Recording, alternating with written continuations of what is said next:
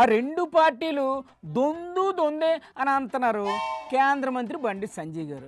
నమస్తే గురుగారు. ఇలా అక్కడ రాష్ట్ర మంత్రి ఏమో బనకచర్ల విషయంలో కమిటీ చేస్తామన్నారని చెప్పి ఆయన చెప్పారు. మరి ఇక్కడ సీఎం ఏం చెప్తున్నారు? ఇక్కడ ముఖ్యమంత్రి గారు బనకచర్ల డిస్కషన్ జరిగాలని చెప్పి. మరి వాస్తవంగా అక్కడ ఏంటి జరిగింది సార్? వాస్తవం ఏందో తెలిసినప్పుడు కూడా బయటకు వచ్చే ప్రయత్నం, ఎందుకంటే ఈ రెండు పార్టీలు ఒకటే. ఏ రెండు పార్టీలు?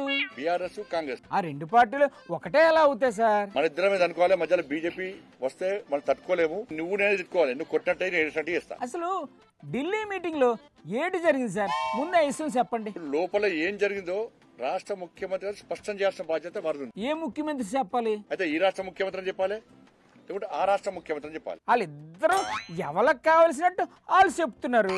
పోనీ మీటింగ్ పెట్టిన కేంద్ర ప్రభుత్వం అన్న చెప్పొచ్చు కదా. కేంద్ర ప్రభుత్వం నిన్న ప్రకటన విడుదల చేసింది. ఏటా ప్రకటన?